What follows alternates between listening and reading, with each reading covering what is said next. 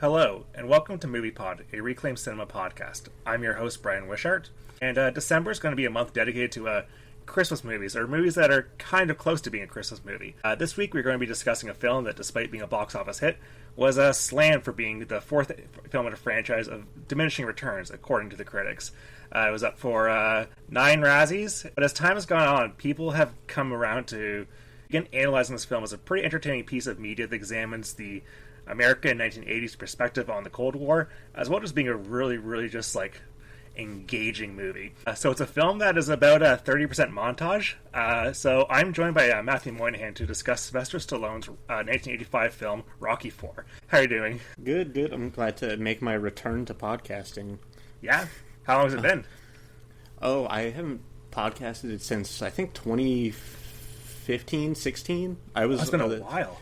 Co-host of 4 concurrent podcasts at one time, and I was editing all of them. It was nuts. I'm glad I don't do it anymore. Have fun with this one. That must be so exhausting. 4 at a time.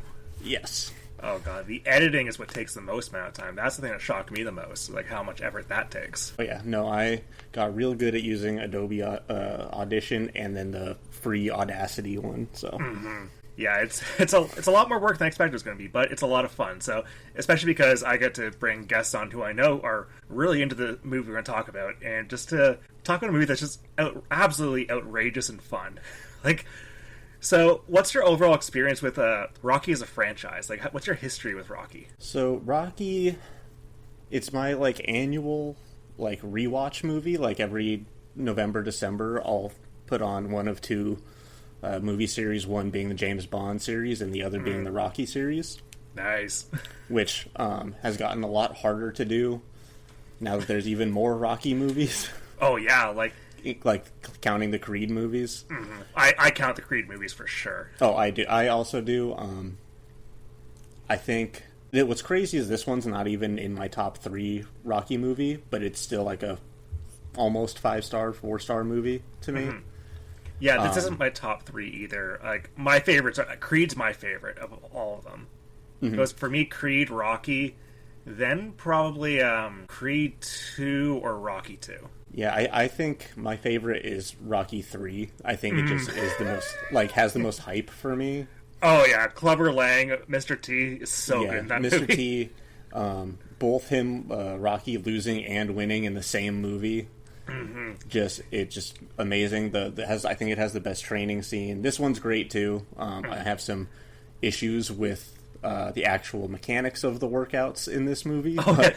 I would love to get some thoughts on this because I have not been to a gym since before COVID, and even still, my routine was not the best. So I would love to talk about how painful some of the stuff looks. Yeah, no, some of it's crazy, and then some of it looks easier than it actually is, and then some of it is actually easier than he makes it look in it, particularly when he's overhead pressing that cart.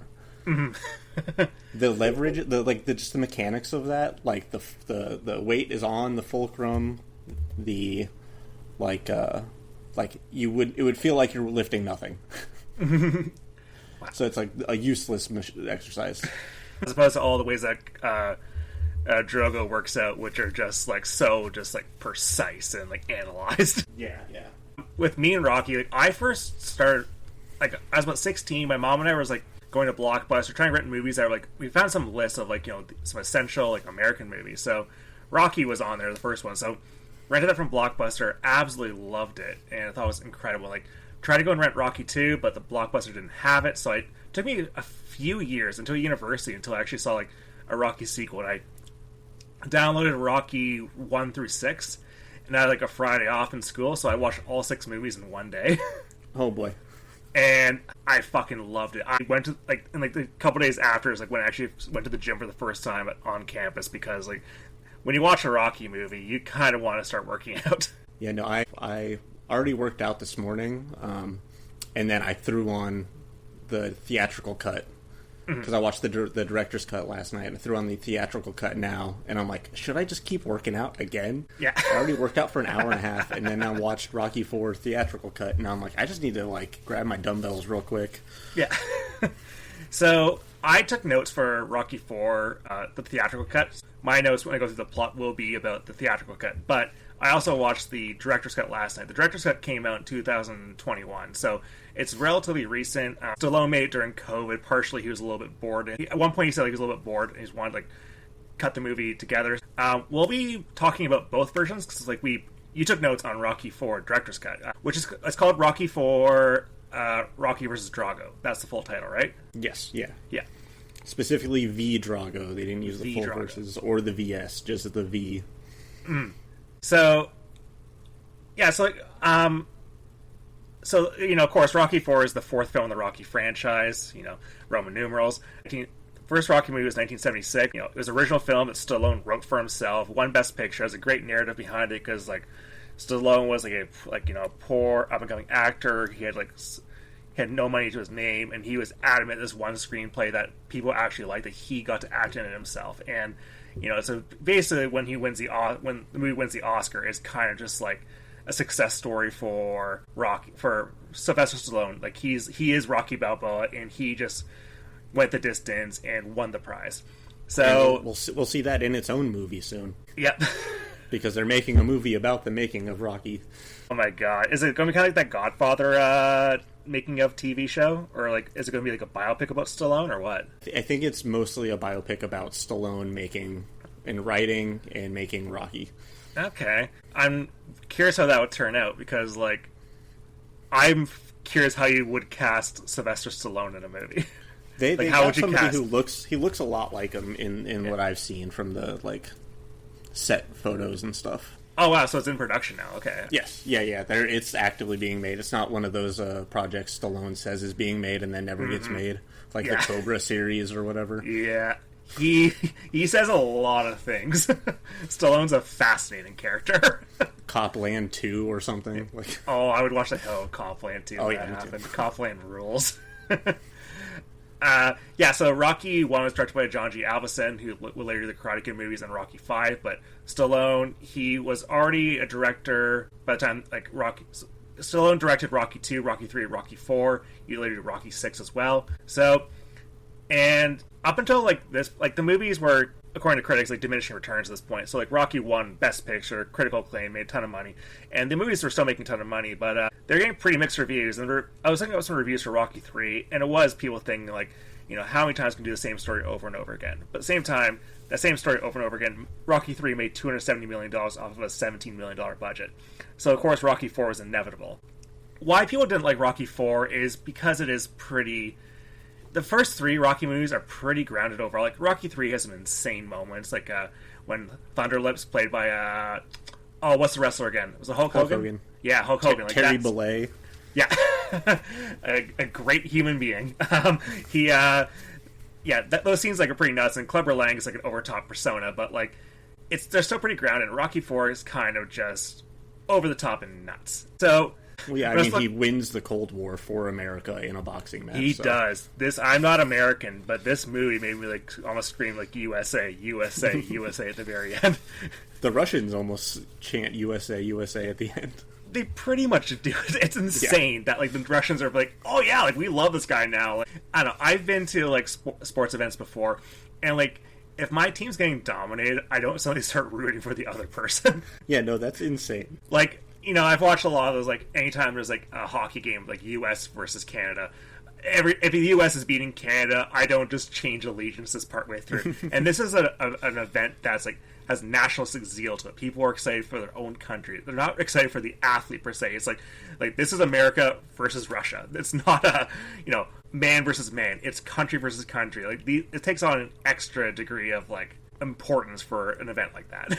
Yeah, I was looking through a lot of the reviews on Rotten Tomatoes just because it's just the aggregator, and a lot of the people's problems with it are it's just a weird Cold War politics nationalism movie, which I don't think it makes it bad. There's a lot of movies that I love, and that's the kind of I like it as a time capsule too, because the Cold War was a huge source for generating a lot of these movies. And what I like about I know we both like this era of action movies a ton.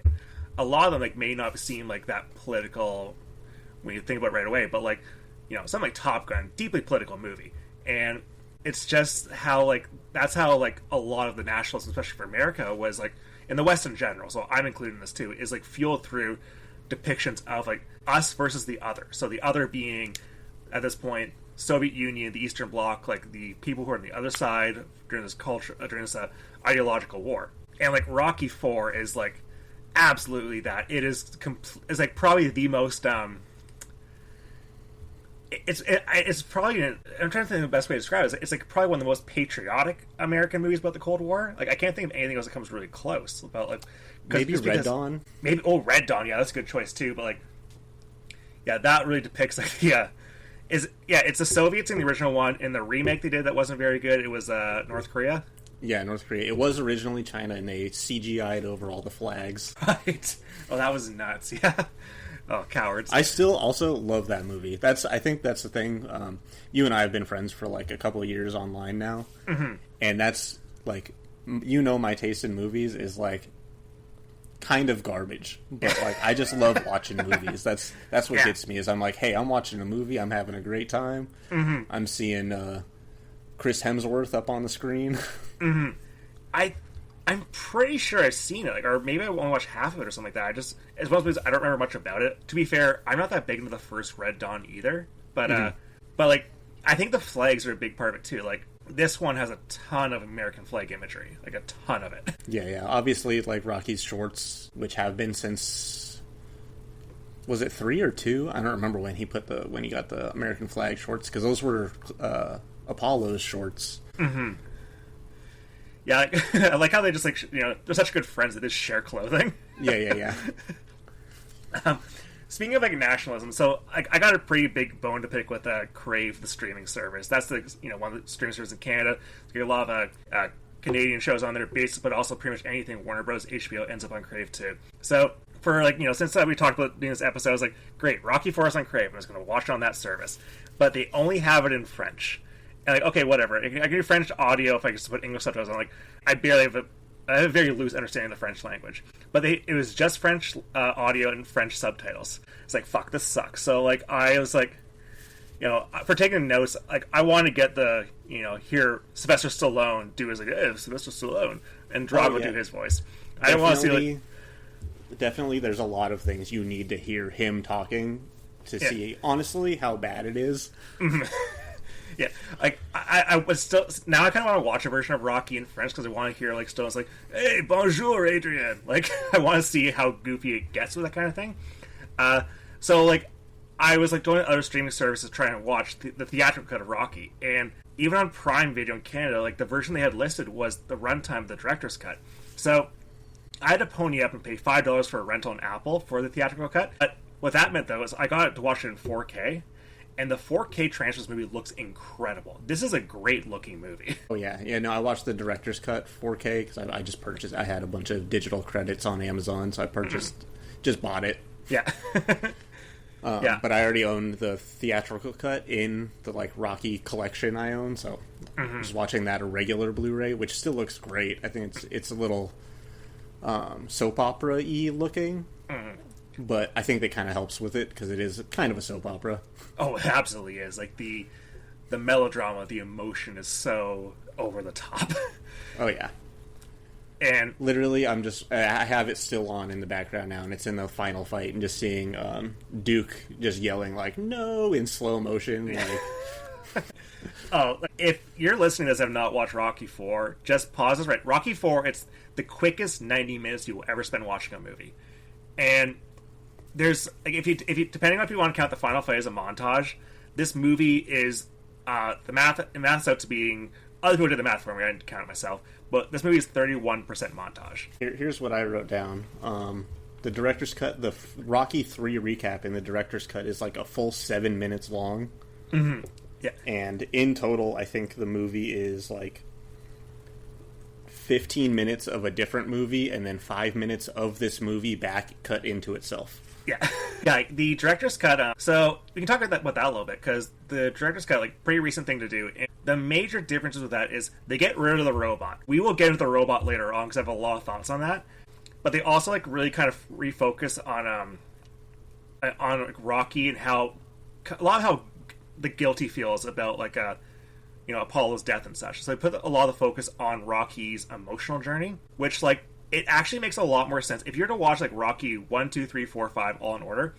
I think the director's cut is probably going to be more in line with 1 through 3 and number 5, because this one kind of stands out as being kind of over the top and goofier than the other ones. Like it's the odd one out in a way, but the director's cut kind of gets it more in line emotionally with those other movies.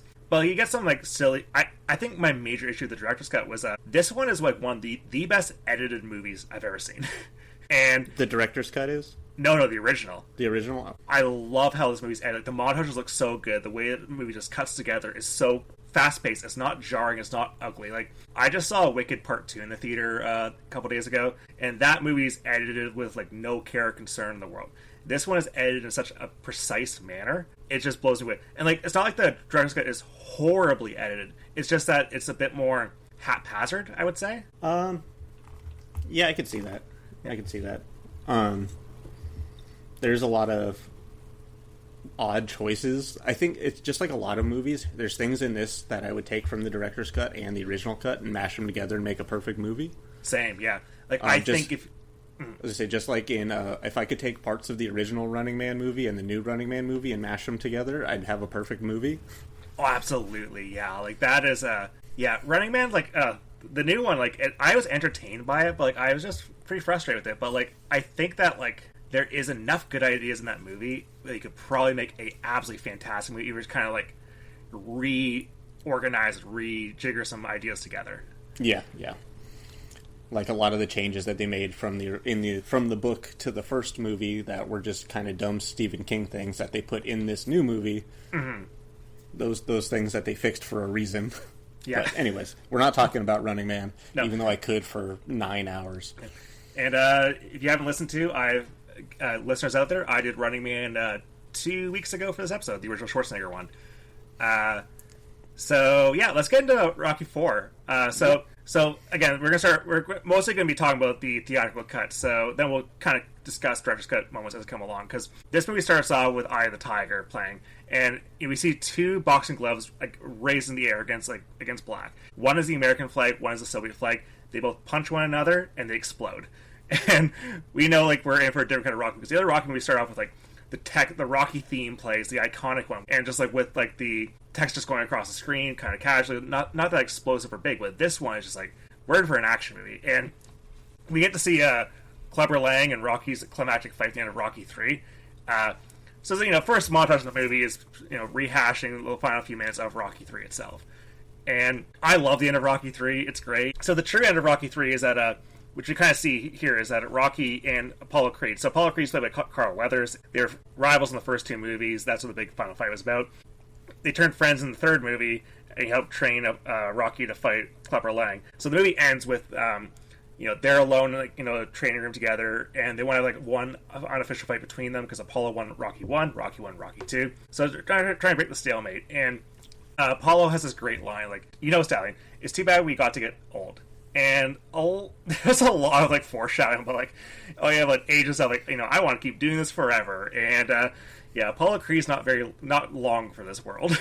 There's so much of that in this movie, of him being like we're not going to get born again. We'll get born again. I feel born again, and then dies. Yeah, like it's just kind of like very heavy-handed. And I was shocked when I first saw this movie and saw that Apollo Creed died. Well, yeah, it's shocking to have like a main character from the first 3 movies just get absolutely destroyed, and he violently die. He's shaking on the ground. Yeah, and like what I absolutely love with the Rocky movies is like they do the passage of time so well, especially with like the extra context of the Creed movies. Like by the time like Creed 3 rolls around, like no one from the original, like it's not like everyone, like, Rocky's, he's still alive in the universe, but it's not like he's part of this world anymore. He's like kind of moved on. But Rocky, I think Stallone is a good actor, and I think he does like the older, he's good in this movie, but I think him doing the old man Rocky is such a phenomenal performance, because like it's very humble. It's humbling for a man like him to kind of accept like, it's weird because it's humbling for him to accept like, that Rocky Balboa has aged out of doing all this fighting. But meanwhile, like, John Rambo's still doing things, and like those Expendable movies are still going. Like, yeah. Also, like, not just to kind of backtrack, one of the things I wanted to talk about on what I love about the Rocky movies is that boxing is my favorite sub-genre of sports movies. Mm-hmm. And I think it's just, because it's very clear, like, opponent, there's not a bunch of rules you got to think about. But also, in that, I include Grudge Match in that, which is also Stallone being the old humble guy getting back into boxing again. Is it good? I mean, to me, it's good. It's literally somebody said, "Hey, what if we had what was the De Niro Raging Bull? What if we had Raging Bull fight Rocky?" Wasn't that even part of the taglines of the trailers too? Like, there's even like probably posters that, yeah. Probably, yeah. But in that, he's basically just playing Rocky. Like, he works at like a steel mill, and he's just an old guy retired from boxing. Speaking of boxing movies, do you see that Sydney Sweeney movie that no one else saw, Christie? Oh, no, I did not. I kind of wanted to, but also, like, it wasn't that important to me to see. Yeah, I saw it at TIFF. It's very generic. Oh yeah, I read your review on it. Yeah, yeah, it's like, I'm kind of surprised it bombed as much as it did, because it's not like atrocious, but it's not like everyone's a rush out and see this movie. But like, yeah, what I love about boxing movies too is that boxing movies are like, it's like one person versus another. There's a lot of internal conflict there too. Plus, it's an absolutely insane thing to do to your own body, like just to get pummeled for attention and money. So like, there's always some great supporting drama, especially like, there's a trope of the boxer, the fighter's like, spouse or girlfriend who's like, oh my god, why would you do this to yourself? I love you so much. Like what's her, like Emily Blunt in The Smashing Machine earlier this year. There's always like, you can always get some good drama out of that too. So I think it's just like it hands itself to cinematic portrayals so much better than like something like football. Like, you can make a good football movie, but like, that's such a huge team sport that it kind of doesn't really feel like as like it's personal. Very easy to frame in camera a boxing movie. Mm-hmm. It's just, here's a square two guys are standing in. Yeah, and it can't be that expensive to do compared to like having to like field like an entire like sports team. Well, unless you're filming the first fight in this movie that had to have cost $10 million. Where the ring comes up from the ground and Apollo comes down from the sky. With all the dangers of the James Brown concert, too. Unless you're doing that fight, yeah. Yeah. So, like, yeah, so, so Rocky and Apollo, we don't know the result of this fight they're going to do. We only find out in Creed that Apollo won the fight. Creed, incredible movie. Go check that one out, too. So, Rocky arrives home in his big mansion, and, his shitty son Rocky Jr. has this, like, a camcorder out. He's recording Rocky. His camera's absolutely massive, and like, oh my god, it's insane. It's just straight camera with the light directly into it.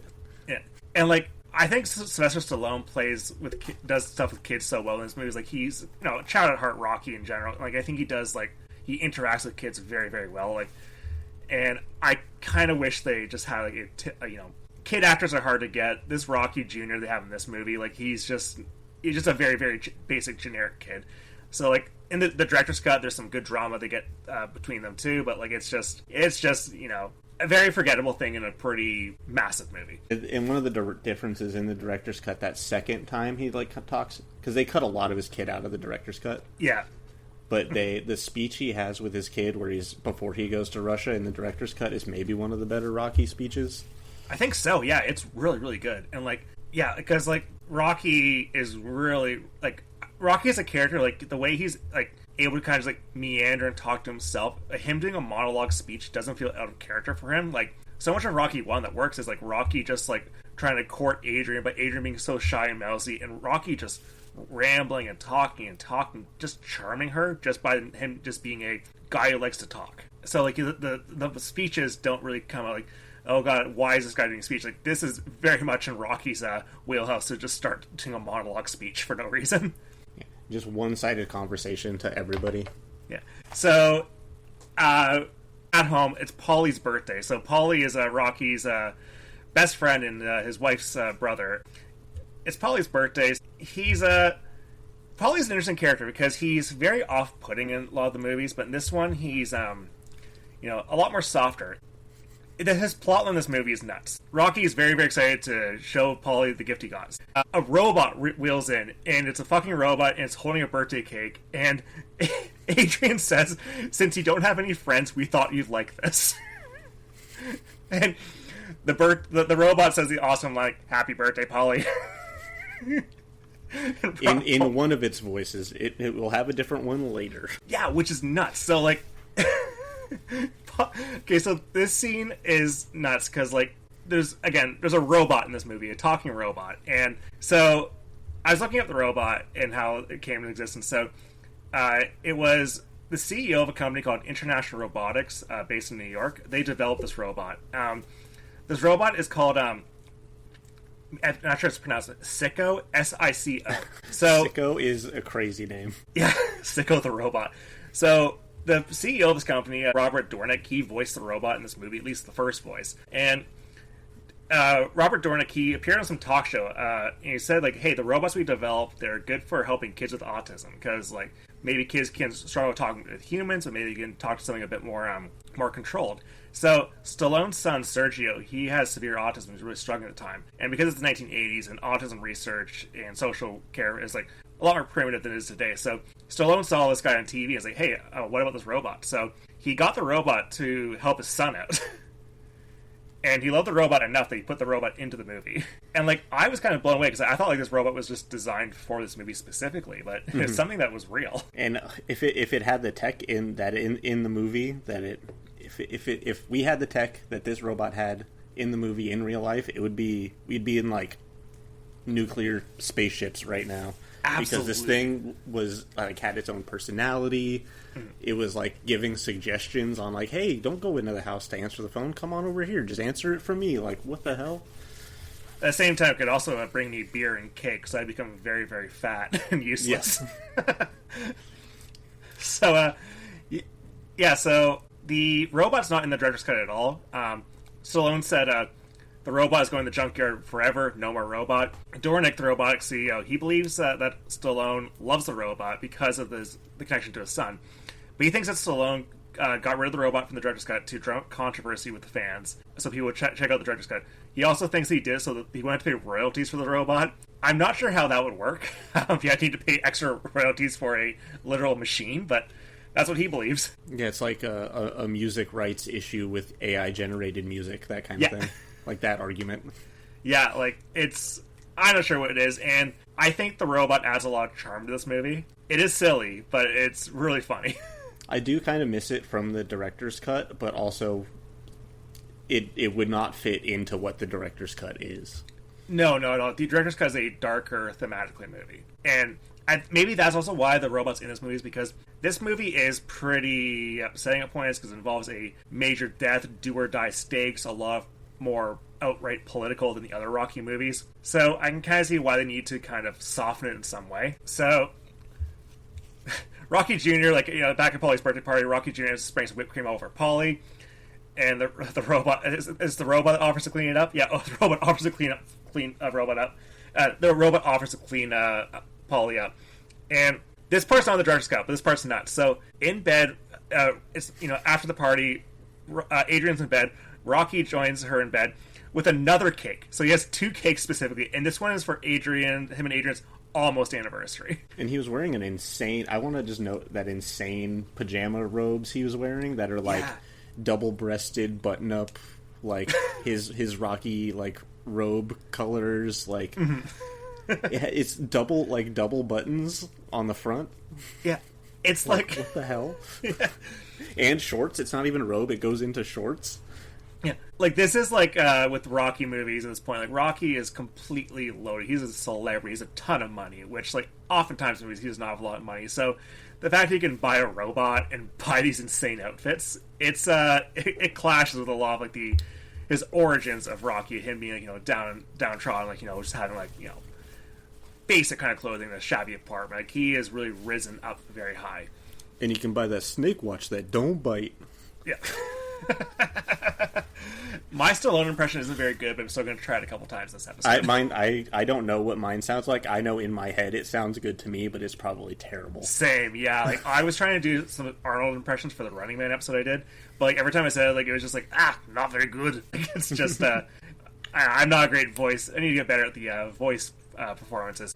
Speaking of another great voice in this movie, so we then cut to a bunch of news articles of some fighter named Ivan Drago. So he's a Soviet boxer played by Dolph Lundgren, and he's a massive, like, Aryan-looking blonde who's very, very stoic. And he's being escorted with his partner some conference.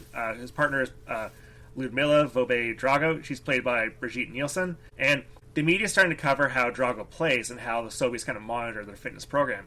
And it's a lot of machines are like, things are being tested being done on Drago. Like, it's been I forget what those things are called, when they kind of like put patches on you with wires on them. So they're monitoring him a lot more with a lot more technology than we see it with Rocky in these movies, how he trains in the gym, which is basically just him like hitting punching bags and like slabs of meat and such.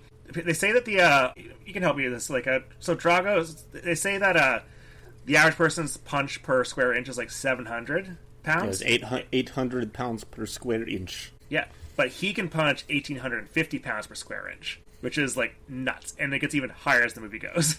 Yeah, I've never like seen like a punch force testing machine, which besides like the ones at like arcades or whatever. But I think those just are random numbers. Have you ever gone into boxing at all? No, here's the thing is, like I said, boxing is my favorite subgenre of sports movies, but I do not watch boxing at all. I don't train boxing. I just like it's just the simplicity of the movie makes it the best to me. But besides that, I do just work out basically every day for like 2 hours a day. Yeah. Not testing my punch force though. Oh man, I'm curious what your punch force is. If your gym gets a punch force machine like the Soviets have in this movie, you gotta test it out. Yeah, hopefully, my Planet Fitness will put up for that. Maybe Planet That's Fitness really what they want, people being aggro in Planet Fitness. Yeah, do a Planet Fitness and Planet Hollywood collaboration and get the actual prop from this movie. Planets will collide. So, one of the Soviets there, minister, says, like, whatever he hits, he destroys. There's a lot of foreshadowing in this movie. Yes. So, like, this one, and also, like, this whole movie, because, like, Rocky is, like, American individualist values, and Soviets are just, like, we are, like, a group that comes together. We are trying, like, a collective issue to work our nationalism together as a group and stuff. So, like, it's very setting up a two sides of the Cold War situation going on between Drago and Rocky from the get-go. And there's the producer, Bob Chartoff. Bob Chartoff. That's just his nickname in high school that people called him. Funny enough, my last name was Shart in it, but like no one ever called me Shart as like a joke growing up. I'm really shocked by it. I've known your name for like a long enough time now. I've had time to think of that, and I never did. All I think of is the wish part at the beginning. Yeah, I think that I think is the like beginning being a word on its own stops the thinking of the last half. I think so, yeah. I was able to dodge so many landmines for bullying as a kid. Holy shit. Like, and so Barb Chartoff, so he sees Drago as a personification of how everything American feared in the Soviet Union, all in one person. And so, as this broadcast is happening, Apollo's splashing around the pool with his dog. Which is 3 dogs. Yeah, it's adorable. Yeah, no, it's great. And he's watching he has like a TV wheel, like a very small TV for like, it was 80s TV, so like, they're kind of tiny. And he's watching this news broadcast and says that Drago and the Soviets are going to be entering the world of professional boxing. And Drago's people want him to fight the world champion, who's Rocky Balboa. And as this is happening, Rocky's cleaning his car, his very nice car, while Rocky Jr.'s cleaning up the robot. And the robot's a stereo too. Rocky tells Rocky Jr. to turn down the robot noise. And Apollo gives Rocky a call. And he's about to go inside, and the robot's like, "Don't go inside, answer it here." And Rocky just answers it on a robot. And this robot has like a corded phone attached to it. And Rocky's like walking around the robot too, like, as he's talking. How's the robot getting the phone signal from the house to him? Is he attached to a cable? Yeah, I'm not sure, because, like, the wireless cannot be that great in the 80s, right? For wireless phones, like... I guess they had, like, car phones, but that would be, like, its own phone number, probably, right? Yeah, but also don't... My parents had a car phone growing up. I'm trying to remember if, like, if the car phone used the car system as an antenna or something like that to, make calls or collect calls. I don't know. That's before my time. Yeah, I have no clue at all. Yeah. Paula says that he saw Ivan Drago fight when he was younger, and he thinks that that Drago's a very clumsy fighter, and despite him being very formidable and strong, he can beat him. And he wants to organize an exhibition match before Rocky's official fight with Drago. Apollo Creed, he's out of the boxing at this point in time, but he clearly is missing something. He doesn't have the fulfillment in life, so he wants to get back into boxing in some way. But this is probably the best part of the theatrical cut if you want this movie to be a good goofy time, which is there's Rocky and Adrian are talking about this fight, and Paulie's in the room too, and Paulie's just eating ice cream, and the whole conversation is interrupted by Double or Nothing by Gladys Knight and Kenny Loggins playing, and the robot wheels in the room. Apollo's like, what the fuck is this robot? And Paulie's like, that's my girl. And it turns out he's turned this robot friend that Rocky bought him into a romantic companion.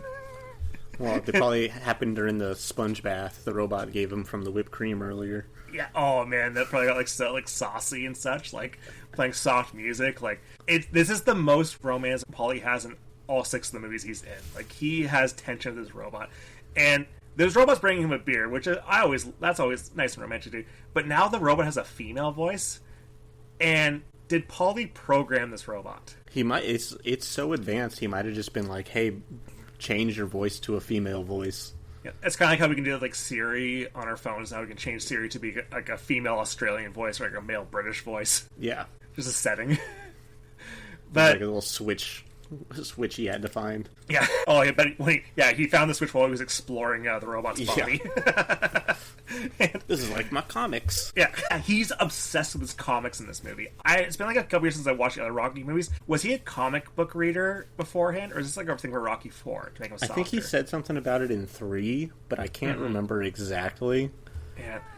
The only thing I remember for sure he says in 3, that Paulie says in 3, is like he can't train to this jungle music. Yep, the racist stuff. Yeah. That's the only thing for sure I know. Same. That's all I remember about Paulie and Rocky 3. I don't remember what his plot is at all. It doesn't mean racist.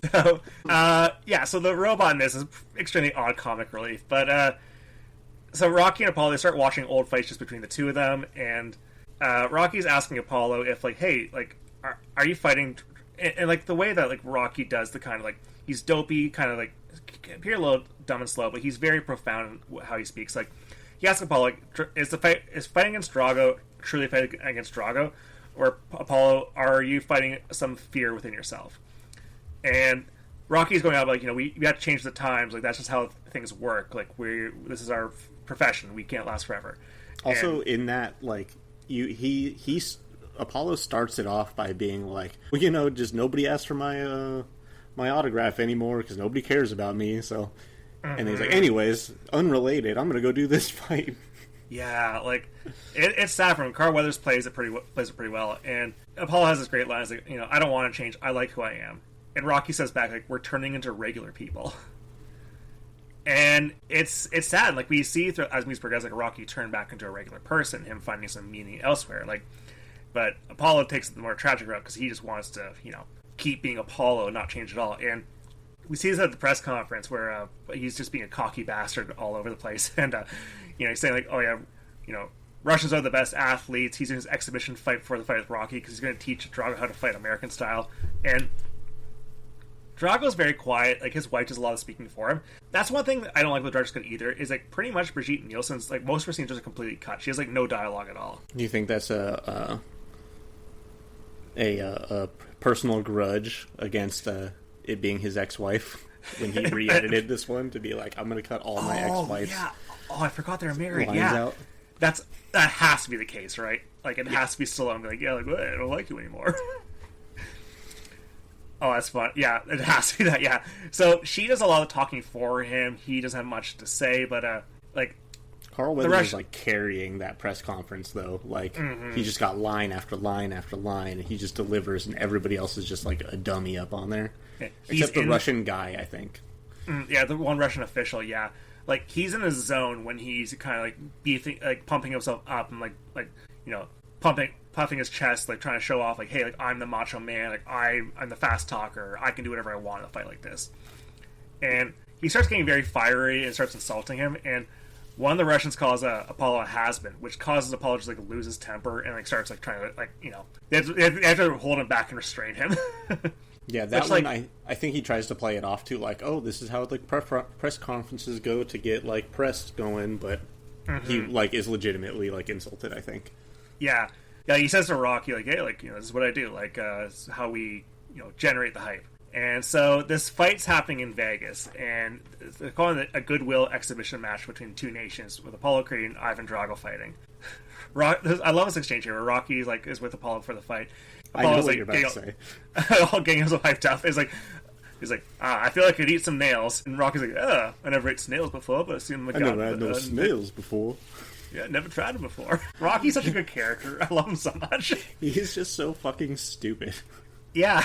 I mean, he has been hitting his head his whole life, but like, still. Oh god, he gets hit even worse as time goes on. But like, he's just such like, his heart's in the right place, which makes him like a very endearing character. Like, it's just like Stallone must have a blast writing this guy, because like Stallone can come like, he's Stallone, the ambassador to Hollywood. Like, he has like, you know, some interesting thoughts overall, but like, he thinks himself as a true artist compared to like someone like Arnold Schwarzenegger, another big action star, who just considers himself to be like a box office draw more so than he does think himself as like, you know, like, I'm making true art. But like, Rocky is a deep character with a lot of like insecurities and stuff. I think Stallone's channeled himself into that Rocky character. Yeah, I think I kind of this was brought up the other day, that I think Stallone puts what he wants to be into movies, which is like an emotional artist, or like the best fighter on the planet who's also just a nice guy. He wants to be all these things, so he puts it on the screen. Wants to become the king of Tulsa. Yeah. He wants to be the greatest rock climber of all time. Yeah. Man, that opening. But he's the guy that says like, oh, if I did this, I'd be the best at it. Yeah. Including being emotional. Yeah, true. Like, yeah, like, he's like, because like Rambo is not an emotion. Rambo's like a very like the first one is pain. Yeah, First Blood. Yeah, that's a real movie. But like the later ones, like that's not really an emotional performance. It's not supposed to be. But like that's all. Like Rambo and Rocky is what Stallone's gonna be known for. When he like, that's gonna be the first line of his obituary. The Rocky and Rambo actor himself. Not really his. He's not. You know, I think he's a good director. I think he's a good writer. I think he's he's good at making movies. But he's gonna be known for Rocky and Rambo. That's because those are just 80s, complete 80s cinema icons. Well, and then also them lasting so long. Those are his two longest running franchises. Oh, absolutely, yeah. Because like the Rocky movies are still going. He's not in them anymore. But like Last Blood came out only a couple years ago, right? Like it was either 2019 or 2020. I don't remember. Yeah, never watched. I think it was 2019. I did. I saw it in theaters. It was me and about 30 old guys. Did you guys have fun with it though? Yeah, I mean, like I said, my taste in movies is kind of trash. So, I mean, it was like politically, I didn't think it was a great movie politically. That was a movie I thought got in the way of that. But I mean, you know, old guy setting up traps and shooting a bow and killing people from the shadows with a knife. Like, yeah, this can be cool. Yeah. I gotta watch it just because I've seen all the other ones so far, but I've never been as big into the Rambo movies really overall compared to like other action movies of the time. I think because he made Rocky Balboa and I think it was just called Rambo. Those like 2000s ones he made. Yeah, I think those two are kind of like good sequels to like the original movies. Yeah. And then I think the other ones are kind of not. As far as the Rambo movies, but like the Rocky movies, I think they're all except 5 are good. Yeah, 5 gets a little too slow and boring. Yeah. And the whole plot line with his real life son in that movie is just really drags the movie down. But Rocky 5 has its good moments. Like, I love the opening scene where he kind of admits he's done, like he's too beaten and bruised to keep at this anymore. Like, he's having some true mental issues now. And then 20 years later, he fights again. He fights again. Yep. Yep. Which, that one, I love that movie. That's a good movie. I love Rocky Balboa rules. Well, yeah. Have me back on next Christmas, because that fight takes place on December 23rd. Oh, it does? Oh, yes. Sweet. Perfect. I'll lock you in for that one. So, with this fight here we're at right now, with the Goodwill fight, so Rocky and Paul are talking about eating snails and stuff, and Rocky's like expressing his doubts over the fight. Like, let's delay the fight a little bit. There's just more research on Drago. Like, we don't have to do this fight today. And he's like, it's just an exhibition fight. But like Creed's like all like, oh, it's us versus them, and Rocky does not understand what Creed's going through, because like it's not truly over for Rocky quite yet, like it is for Apollo. And so I meant to, because Brigitte Nielsen and Apollo's wife have a little scene here where she's like, says like, oh, I hope we can be friends after the fight, because they're sportsmen, not soldiers. I haven't seen Creed 2 since it came out. It's been a while since I've seen it. So like, I forget, do Apollo's wife and Brigitte Nielsen have scenes in that movie? No, they don't. Because I don't think his mom, or his like adopted mom, because it's not his Creed. That's not Creed's mom. Oh, right, yeah. It was like that he had like an affair, and he was born like after this fight. Mm-hmm. But it's like his adopted mom, so it's like for all intents and purposes his mom. But I don't think she goes to the. I think she goes to the first fight in the first movie, or the fight in the first movie. I don't think she goes to the second fight. Yeah. I wish I had time to rewatch Creed 2. I think I'm probably going to watch Creed 2 next couple of days, because that's a good movie. And it's basically a follow-up to Rocky 4. Like, it's all about, Ivan Drago and his son, and the son of Apollo Creed, like, facing off, and, like, all the hype around that. Man, and then, like, in 3, too, like, he helps him train, just because, like, that's just what Stallone does in movies, is, like, brings in his ex-enemy to be his friend. Mm-hmm. Oh, man. Or what the Fast and Furious movies does, also, but... Yeah. Those Creed movies are just incredible. So, this match is about to begin, and Drago starts underneath. We talked about before how he raised up from an elevator from underneath the ring. The entire ring comes up. Yeah, the ring rises up from below. It's nuts. Like, and he seems like so shocked and confused at all the commotions going around him, because like it's all because of the lights everywhere. There's dancers all over the place, and they are, and James Brown singing a song, "Living in America." And it rules. It's like I don't even listen to this song like outside of this movie, but it gets you hyped up. Yeah, and like it was a hit single that was written for this movie as well. And so Apollo Creed's dressed up in a very insane Uncle Sam outfit. So it's just all covered in American flags. An American flag like hat looks like Uncle Sam's. An American flag like jacket. American flag shorts. And Apollo's just completely loving the energy of the crowd. He's having the time of his life. He loves the attention. And they're ready to go, so they touch gloves. When Apollo hits Drago's hands, like it's like thunk, like it's like hitting a big brick wall. And so the fight begins, and Drago seems pretty impervious to the punches, pretty tame at first. He starts going on the offensive during the fight and completely dominates Apollo Creed. And I was reading it during this fight scene that Dolph Lundgren, he was pretty aggressive while he was filming, and at one point he shoved Carl Weathers, tossed him really hard to the corner of a ring. And Carl Weathers was so fucking pissed off. He was screaming at Drago, screaming at Dolph Lundgren, and so he was going to call his agent to like quit the movie. So that they stopped filming the movie for 4 days until Stallone forced the two actors together to reconcile and brokered a peace deal between them to get like, all right, so Dolph, calm down a little bit, and Carl, let's just finish the movie. So not only did Rocky end the Cold War in the movie, Stallone ended a Cold War on the set. Yeah. He's the real peacemaker for our times. Oh yeah. Yeah, maybe he'll because as the ambassador to Hollywood in the Trump administration, I wonder what deals he's going to broker for peace between Hollywood and maybe he's the one that helped facilitate Rush Hour 4 to come out. Hey, I mean, the director's a bad guy, but I can't be mad that there's going to be another Rush Hour. Yeah, same. Those movies are fun, and also I don't know. If I was a Mad King president, I would absolutely use my power to get movies greenlit. Yeah, he shouldn't just be doing that. He should just be a movie producer and then just make a bunch of movies he wants to see. That's what I would do if I had infinite money. Yeah, that's honestly that move there. I'm yeah, like, no criticism for me. Like, that's a great way to abuse power. And, yeah, so, with this fight here, in the director's cut, like, Rocky wants to stop the fight, just because, like, you know, but Creed's, like, says to him before, like, hey, like, you know, no matter what you do not stop the fight. Like, I want this fight to keep going. And there's extra scenes in the director's cut of, like, you know, them really arguing in the corner back and forth about this. And Apollo absolutely refuses to back down. He tells Rocky, like, the fight will not stop, no matter what. In the director's cut, they use a cuss word in one of the "Don't Stop This Fight" talks. Yeah. Did you catch that? Oh, I missed it. What was it? So in the, like, just the regular theatrical cut, he just says, like, "Don't stop this fight, no matter what." But in the director's cut, where does this say? I wrote it down. He says, "Don't you fucking stop this fight." Mm-hmm.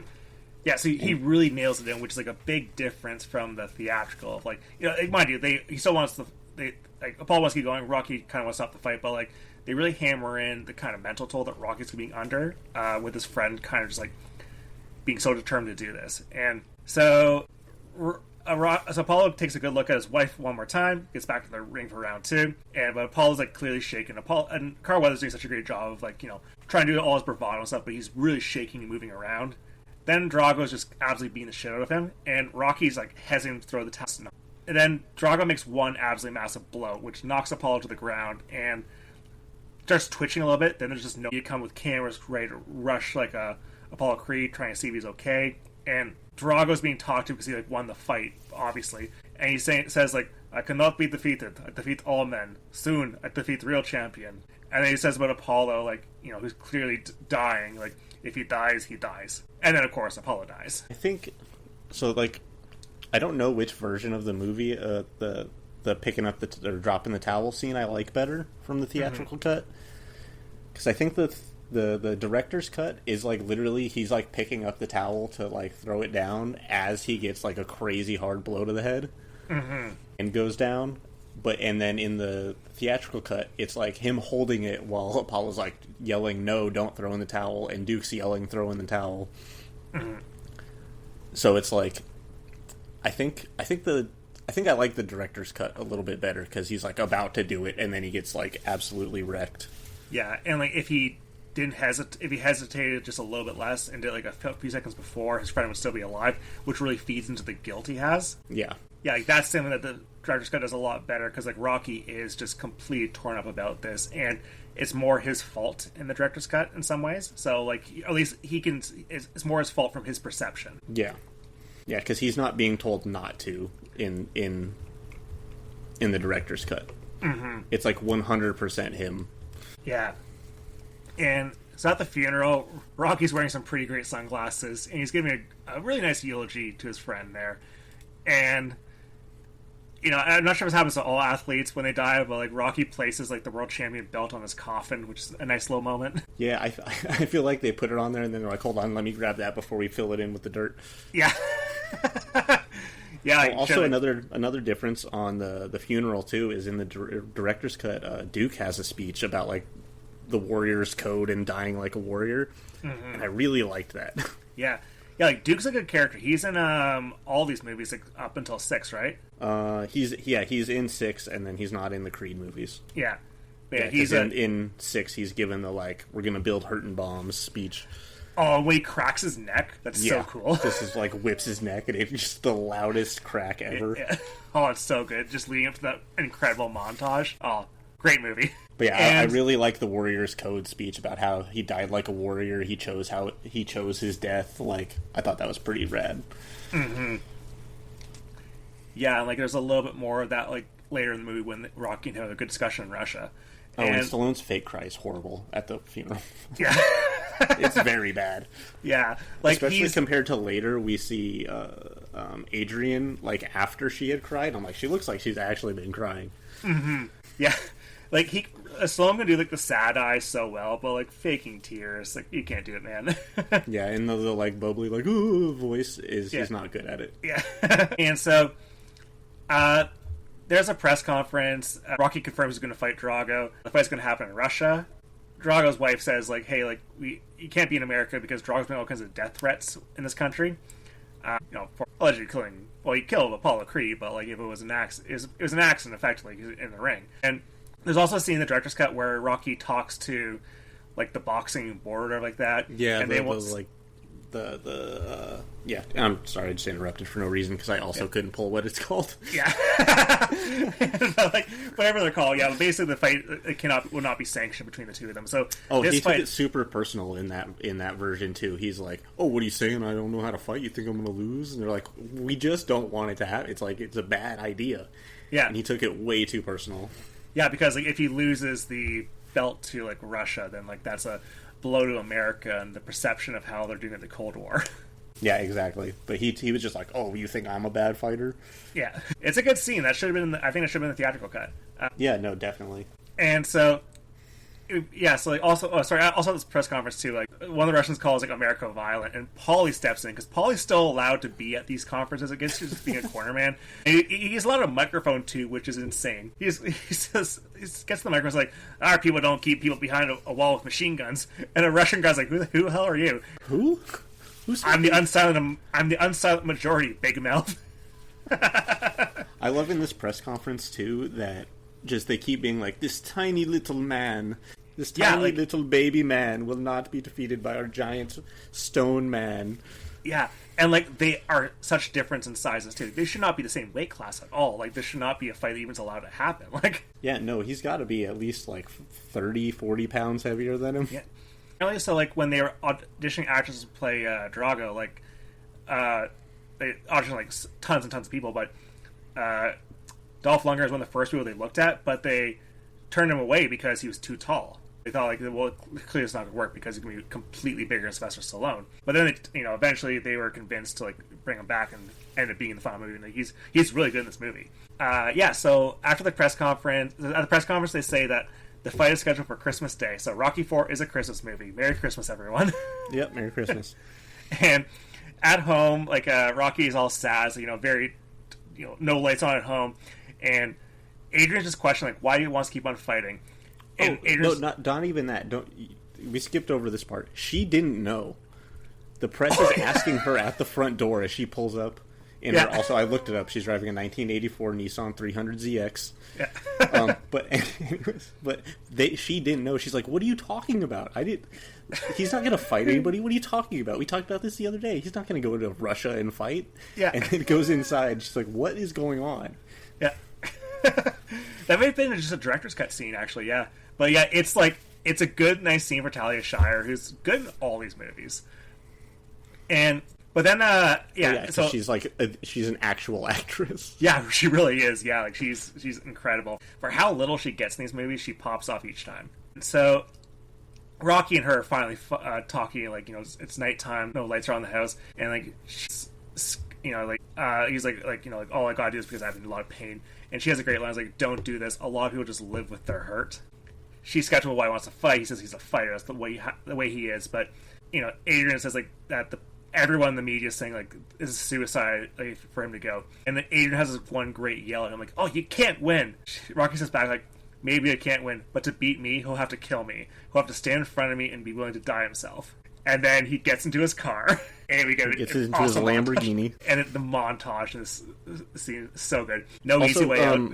In that little back and forth they had on the stairs, it's like the exact opposite of, like, lighting wise, it's the exact opposite of the scene earlier with the kid with the camera.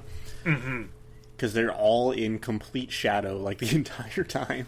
Yeah. And then earlier in the movie, the kid's pointing the light on the camera directly into the lens of the movie camera. Mm-hmm. Just insane lighting in this movie.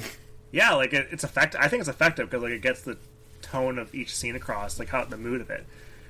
This scene has an incredible mood to it too, which is gets to his car, No Easy Way Out by Robert Tepper starts playing, which rules. I listen to that song probably once a week.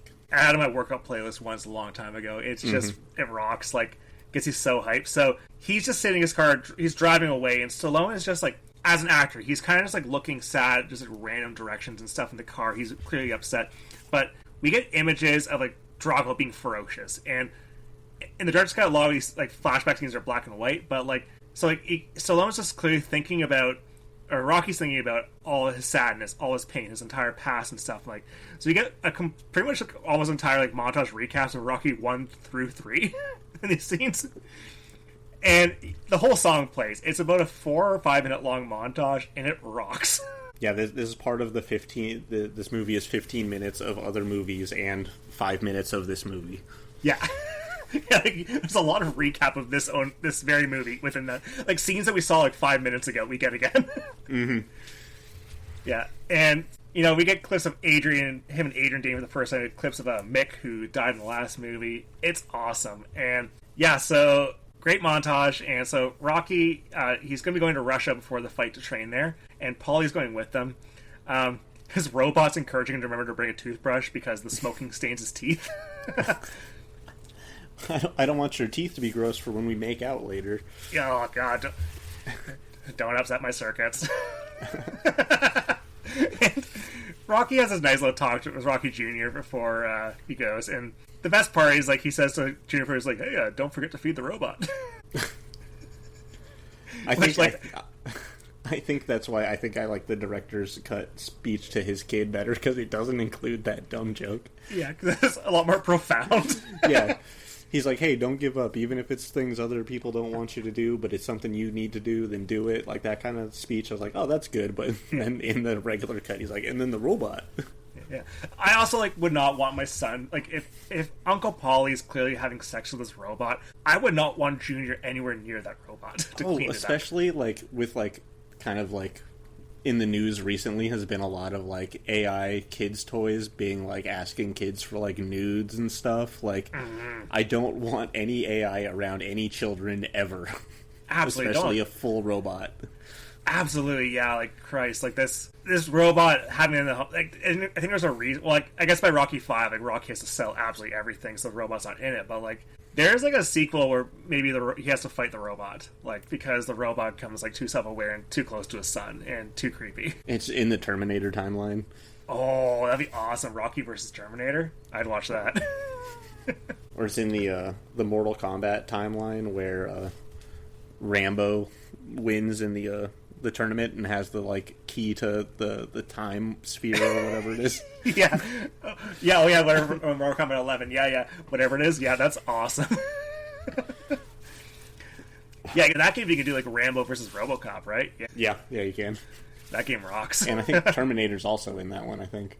Yes, Terminator's in that one too, yeah. I think 10 is Xenomorph and the Predator, which rocks. Yeah.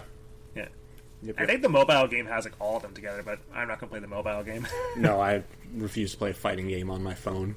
Same, yeah. Like, just give me an action controller with buttons, please. And I don't want the constant reminders, like, pay more money to unlock a character.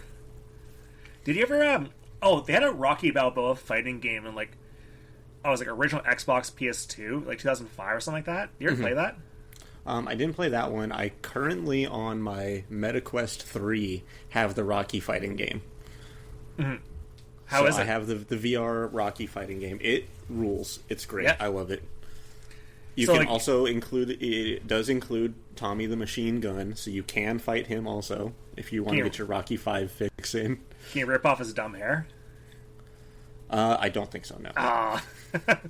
So, like, it's like VR, so, like, you are, like, you know, punching and stuff. Yep. That rocks. Yeah, no, it rules. I love it. It's exhausting. Yeah, I can imagine. Yeah, that's a good way to do work. Like, I love like Wii boxing back in the Nintendo Wii. Like that was a good way to like you know get your fat ass off the couch a little bit. Yeah, it's like that, except you can see an action. If you fight Drago, you actually have like a 6'6" dude in front of you, and it's terrifying. That's cool. Man, I need to try a VR headset. I've never done any VR gaming before. It's funny, I only do things in VR that I could do in real life if I wanted to, but I don't want to leave. Like, I play, like, VR golf the most. I play VR boxing. Yeah. Do, like, VR cleaning things. Like, oh my god. I don't have too busy to clean the house. I gotta play the cleaning game in the VR system.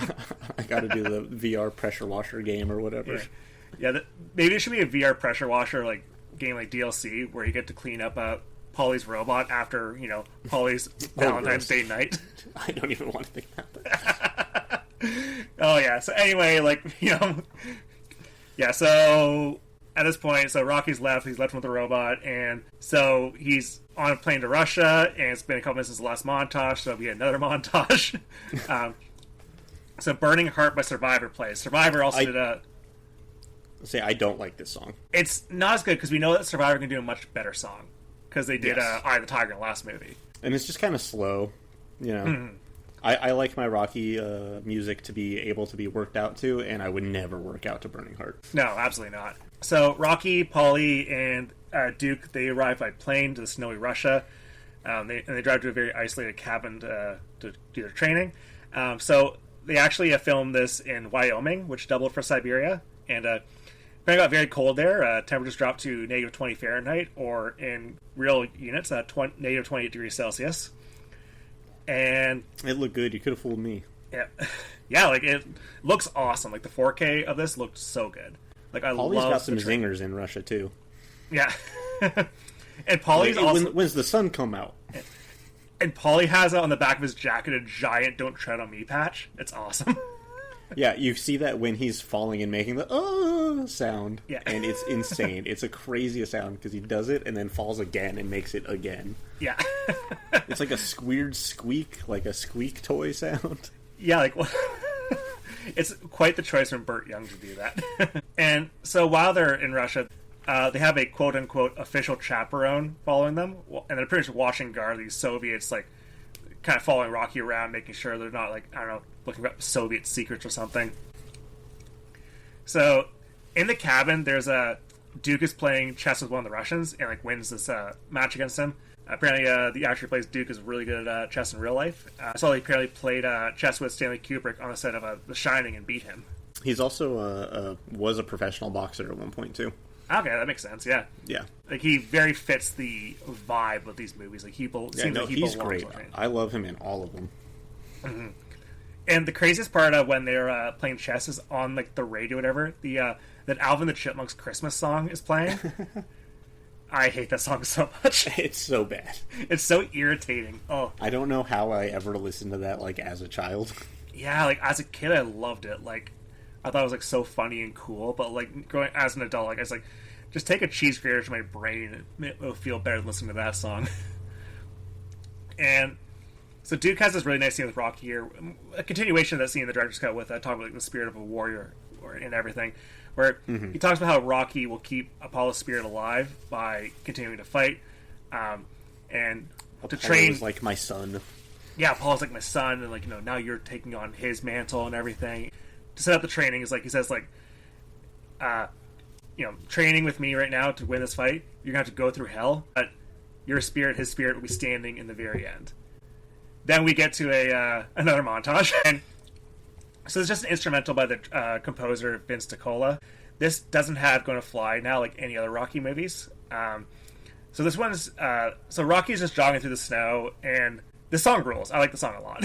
Hearts on Fire or the Hearts on Fire is after. No, it's after. Just the comes back. Just the instrumental. Yeah, the instrumental is really good too. Yeah. Okay, so also it's bullshit. Okay, this movie was up for a lot of Razzies. This movie won the Razzie for worst score. That's insane. The music in this is awesome. Like this song right here, this little training montage. Like, how is this Razzie? How is this the worst soundtrack of the year? Like, there's like a couple weird like sound cues and stuff, but I don't think it's like that bad. I think honestly, the one that I thought of the most was in the director's cut in the pool scene with Apollo. There's like this weird kind of porno adjacent like music from Pumping Iron is like in that scene, and I'm like, what the hell? Yeah. Yeah, the director's cut has like a lot of like it changed up the sound a lot too. Like they kind of changed the sound of the punches too to make it sound like a lot more less cartoony, a lot more realistic. I full on didn't even pay attention to that just because I was so caught up in the fights. Yeah. I was just like this, like it looks a little bit different, it's edited different, but also it sounds just a little bit different too. Mm-hmm. But yeah, during this, so Rocky's like jogging through the snow and stuff and ice while Silver's kind of looking at him. We also cut to Drago. He's training as well, so we get his little training montage too. It's a very high tech training facility. Looks very expensive. A lot of scientists are looking at him. There's a lot of technology monitoring him. And as like Drago's like running around this like very fancy facilities, jogging around, training. Rocky's like in the woods. He's chopping wood. He's moving stones. It's very rustic versus high tech. And this montage clearly takes place over a fair amount of time because Rocky grows a beard by the time the montage is over. Yeah, when Adrian shows up, he's got a full beard. Yeah. I'm like, how long has he been training? The first time I watched, I'm like, wait a minute, because he goes out for a jog and then like he comes back with a beard, but like you see him back at the cabin like cutting wood and stuff. It's not like he's just been gone for like 5 months. But Adrian arrives home, arrives there. She's like, she just could not stay away from him anymore. She missed him, and it's a nice scene from Talia Shire there. And then so that scene with him and Adrian is like 30 seconds long. So we just finished one montage, and now we're getting to the best montage in the movie. Yep. Which is Hearts on Fire by John Cafferty. Love that song. It's also on my regular workout playlist. Yeah. So Drago and Rocky are doing all their same kind of training. Again, it's the same idea of high-tech facility versus the kind of low-tech rustic thing.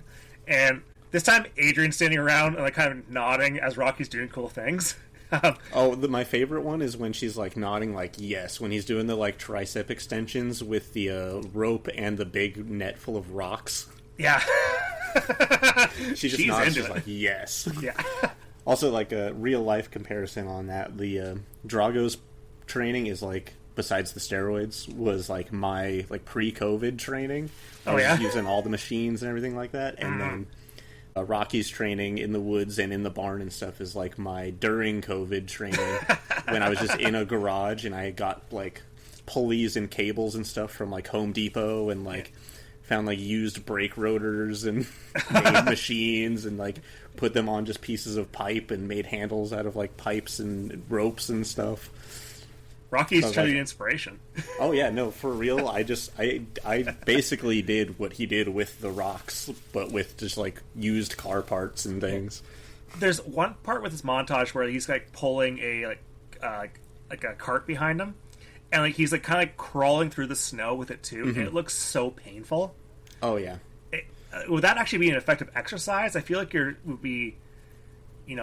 moving so weirdly that probably not stretch muscles in the proper and healthy way. Yeah, it would. It'd be it's one of those weird workouts where you're like, I think you're kind of just hitting all the things that you wouldn't hit doing normal exercises, you know? Yeah.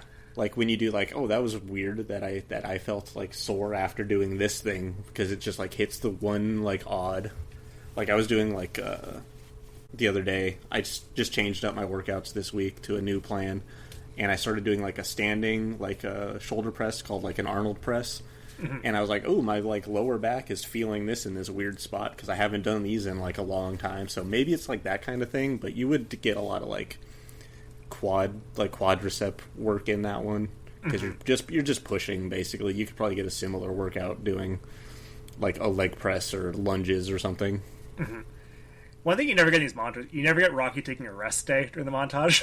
No, never. Well, that's probably because he was like also on steroids, but yeah, like they really they shout at the scene with like Drago, the needle going in his arm. The montage shows like the needle up close, all the liquid coming out of it. So like, Drago, he's like from a lab, and Sylvester Stallone and Rocky, like he's pure American strength and rugged individualism. I think they like commented on that earlier in the movie too. Like it was like a chemical thing. I forgot the exact phrase they used, but like somebody asked like, oh, because of the chemicals, and they're just like, no, it's because he's like just a big Russian man is why he's so strong. Yeah, it's like natural evolution that us Soviets have developed the perfect athlete. It's like natural evolution why he's so strong, and he's not a tiny little baby man who's impossible to win. Yeah. So so like there's also a great part where he kind of like there's a photo of Drago. He has a Drago. Not Drogo. Khal Drogo from Game of Thrones. Yeah, he gets a photo of Khal Drogo there, crumples that up, then gets a photo of Drago and crumples that up. So Rocky's out for one of his jogs. This is my favorite part of the montage, is he's being pursued by the Russians in the car, and like he gets a little bit faster, start chasing him more, they speed up trying to chase him a little more, and then Rocky like takes a quick cut, and the Russians in the car like they spin out a little bit and crash into a snowbank. So he defeats the Russians in a montage, which is awesome. And he climbs to the top of a mountain, raises his arms triumphantly, and shouts, "Drago! Drago!" For nobody to hear but himself. Nobody can hear you from there. Yeah. I've been on enough hikes. I know what you can and can't hear from the top of a mountain. Have you ever yelled Drago after workout top of a mountain? No. Because that'd be too embarrassing in front of my fiance. Oh, that's true. Does she ever just like nod at you, like Adrian like nods at Rocky when doing the workouts? Maybe I am not paying. I'm literally paying attention to myself when I work out. That's probably the safer thing to do. Oh yeah. So it's now Christmas Day in Moscow. So the fight is about to begin. And there's commentators that say that this is expected to be the most watched boxing event in history because it's two nations fighting against one another. East versus West. Mm-hmm. As they say in a song earlier and 5 times earlier in the movie. Yeah. So they shot this sequence in Vancouver, British Columbia at some arena there. So they took about 10,000 extras and put them in drab winter coats to make them look Soviet. I liked that. I liked the outfits in it. I was like watching it earlier going like, I want to know how they did the casting and the costuming for everything on this. Because everybody looks... I don't know, in my not expert opinion on Soviet-era clothing, it looked good to me. Yeah, because it looks pretty cold there still, like this fight where they're having it. So, like, you know, they're still wearing winter coats and stuff. It looks pretty, you know, not fancy, not extravagant. Contrasted to the Vegas fight where it was just clearly, like, a lot of rich people are at this fight. A lot of people who can really afford to go to this fight are at this fight. This looks... President... More like yeah, it was more something for the people. The president, Mohammed bin Salman's there. Yeah. So, as Rocky's getting prepped in the locker room, the crowd is yelling Drago's name over and over, which we can hear. And the General Secretary of the Soviet Union and other politicians have arrived. The guy who plays as General Secretary, he also played Gorbachev in Naked Gun. So, really, that was him? Yeah, same actor. So clearly they're trying to go for this being a Gorbachev type. Yeah, it's one of those things like that lady that got cast as the queen, like, for everything. Mm-hmm. It's like, just get him, and he's already like that. Yeah, easy shorthand. You know, Paulie I love Paulie's scene here. Paulie has a lot of struggles to say some nice words to Rocky, but he says that, like, you know, a lot of people would have told Rocky to dump Paulie as a friend for being a loser, which is pretty accurate. But Rocky had the heart to keep him around. Paulie says, like, if he were to unzip himself from himself and become someone else, he would want to be Rocky. And then finish off like, now blast his teeth out. I kind of had a take on this scene this time watching it, because I've just seen it so many times. But in this viewing of it, I kind of think that Paulie was telling him that. He's like, just in case, like, my best friend dies, I need to, like, open up to him. Yeah, because he knows that Drago does kill people in the ring. Yeah, he's like, just in case you die, I need to be, like, honest with you, and I think you're great, and I'm sorry that I'm a piece of shit sometimes. Yeah, the final words to Rocky. Yeah. Yeah, because he knows they won't have time, like, you know, if Rocky gets knocked out and dies, he won't have time to say anything on his deathbed. But it's great. I love it because it gets brought back in literally 1 minute. Yeah, he's like, oh yeah, I don't want to be you anymore. Hey, remember that thing I said earlier? Never mind. Yeah. So Rocky gets into the ring, and back in America, Rocky Jr. and his friends are watching the match at home, and Rocky Jr. is like, that's my dad. And the kids around him are like, we know. What do you think we are, nerds? Yeah, we know who your dad is, the most famous boxer on the planet, and we're at your house with pictures of him in it, like, with the robot behind it that your dad bought, like the robot in a Santa hat and Santa beard. Yeah. I like that he dressed up the robot for the holidays. Well, real quick on I was just thinking before they get into the fight, in the director's cut, they have this insane shot of Duke just glopping on Vaseline onto Rocky's eyebrows. Yeah. Just slopping it on there. Yeah. Just real gross, like. I'm like, that was a real weird shot. Mm-hmm. Oh, yeah, you get a bit more Duke in the director's cut, which is great, too. No, I'll take all of. Like, I think I wrote down 100 times out of 100 times, I want Duke in my corner. Mm-hmm. And so, at this point, like, Drago enters the ring, too. And it's a lot more... Drago seems a lot more stoic and less confused and pissed off like he was at the Vegas fight. Really, I like when Drago comes in the room, too. It's like, you know, a lot of, like, fog effects and, like, everyone waving their Soviet flags at him. Those, like, smoke chalices. Yeah. Those are rad. Okay, there's also, like, these, like, weird, like... Paulie has this one stick with a skull on it. Yeah, I don't know what that is. I have no idea what that is. And, like, he's, like, cradling it at one point in, like, fear or something. But, like, I don't know. Did they not have something? Like, was Rocky supposed to be, like, his theme supposed to be, like, I don't know, something different, like skeleton army or something like that. But like, I have no idea what Paulie has a like stick with this like a clearly plastic skeleton on it. It's strange. He's supposed to walk out to the spooky, scary skeleton song. Oh, that'd be awesome! Better movie. That should be in the director's cut. A spooky skeleton montage to everyone who dies in a Rocky movie. Well, I just found this picture of this weird skull thing. I've never like really looked at it before. Yeah. It's like it's his like Predator trophy. it's Apollo's skull. They brought it with them. I don't know what that's supposed to be. Like, it's supposed to be saying like, oh, this is like a Neanderthal skull, and he's gonna go beat this dumb guy and kill him or something. I don't know. Or maybe it's a thing where like in the final round of Rocky's behind a little bit, that Paulie will toss it in, and Rocky has a weapon now. It's an unsanctioned fight, so anything can go. I think. Yeah. I don't know how boxing that's works. So weird. I never actually like paid that much attention to that in particular. It's such a strange detail. I'm so confused by it. Yeah, no, I'm just Googling real fast right now, trying to find anything about it. Any answer. And it's just pictures of him, and that's it. Yeah.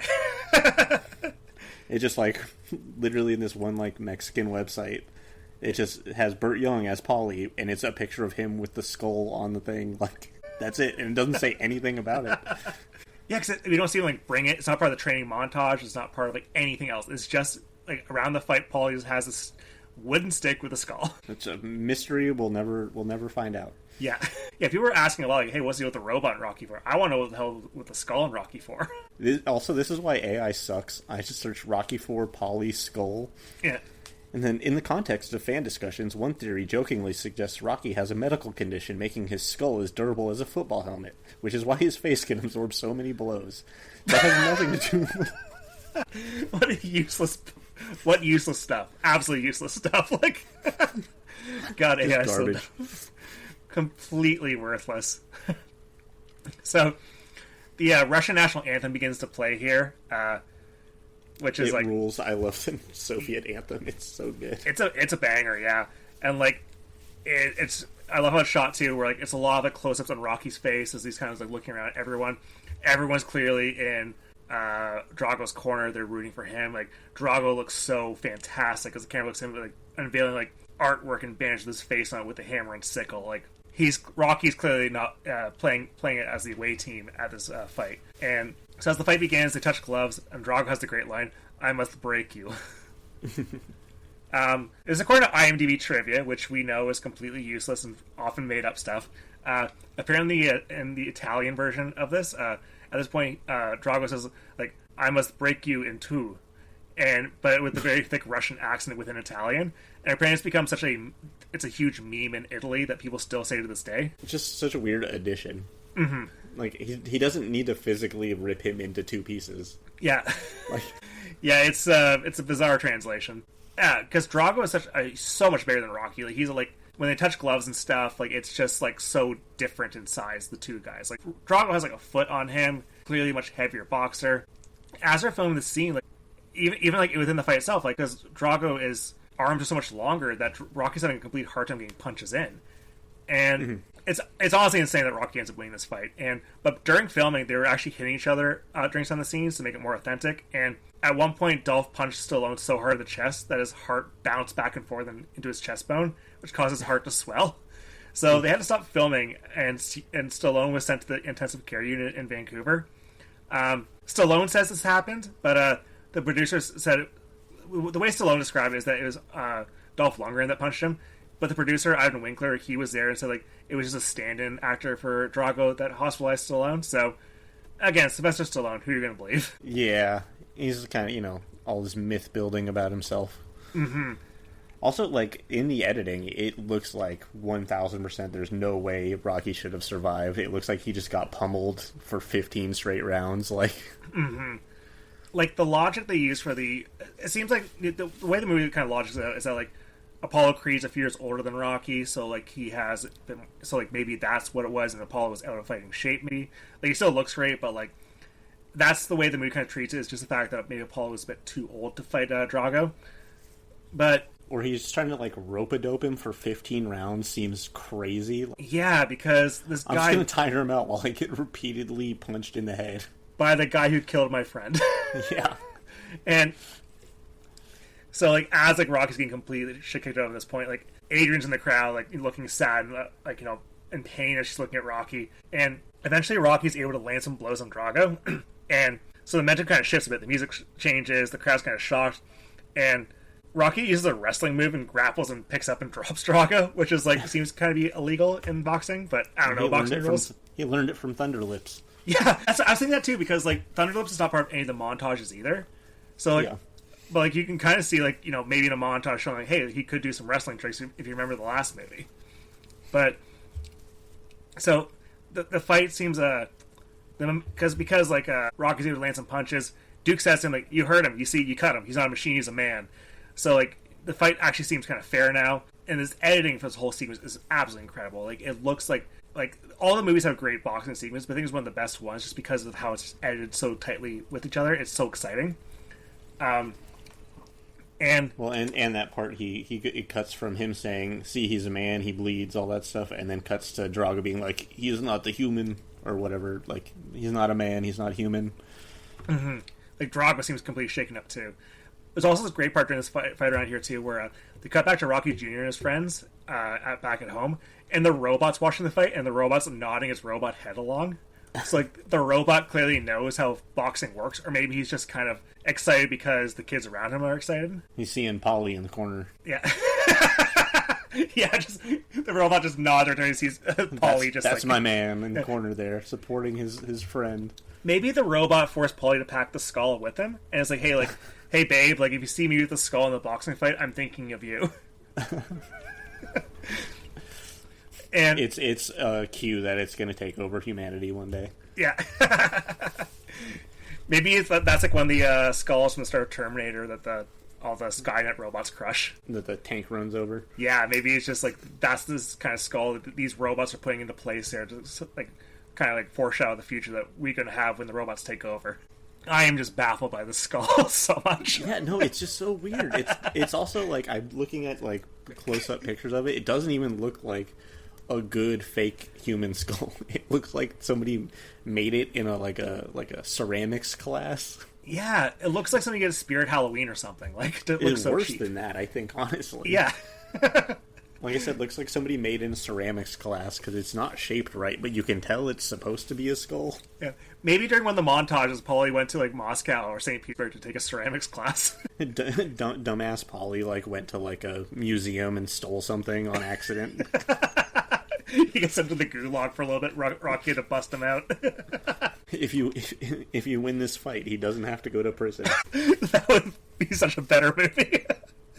Give Paulie something actually to do. Like, the robots at home all sad, like, Rocky, you must bust out Paulie.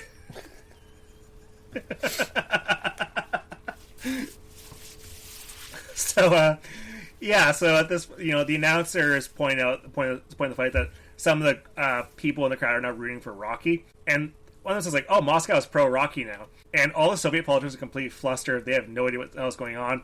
One of them goes down to yell at Drago for not winning this fight at this point in time.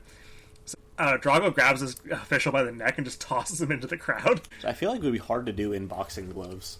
Yeah, very hard. I'm not like a boxing glove expert, but I feel like you probably can't get that good of a grip on a throat. Yeah, I think it's kind of the point of boxing gloves, right? You're not supposed to, be... Grab. Yeah, and he's completely thrown into the crowd, which, I would love to see in a real boxing fight. So now we're in the final round, and Rocky's able to... 2 movies in a row somebody got thrown into the crowd by a boxer. Or by somebody in the ring. Yeah. Doesn't happen in Rocky 5, though. No. Well, that's because that fight takes place in the streets. Yeah. What are your thoughts on that fight overall? Because I'm mixed on it. Because I think it's pretty cool, but, it's kind of I think it's... In the street fight in Rocky 5? The street fight, yeah. I think it's, a good, well choreographed fight. I just think it's, it's dumb silly that Rocky spends most of the movie not fighting or training and then gets into a street fight. With a guy that, he's been training and is supposed to be, a superior person to him. Yeah. I think it's a silly way to end the movie, but, yeah. But it's a... Yeah, and then especially, for something that was supposed to, end the series, too, basically. Mm-hmm. Yeah, I think the fact that was not the final scene of the series helps that movie a lot. Because if that was the final scene you ever saw of Rocky Balboa, it'd be kind of disappointing. Yeah. Yeah, it's helped by the fact that other movies came after it, and it's not just the worst ending to anything ever. Yeah. So, it's now the final round, and Rocky's able to dodge a lot of the blows, gets a big series of punches from Drago, and the announcers now say that now it's basically a street fight, and it's going to come down to who wants it more. So, because of course, because Rocky has such great will, he's going to end up winning. So Rocky gets a bunch of punches in on Drago. Drago's knocked to the ground, and he's down for the count. Rocky wins. The Rocky music begins to play, and the crowd is now cheering for Rocky, and he's draped by an American flag that I guess they just had kicking around. And that's what was inside the skull was the American flag. He smuggled it in the skull.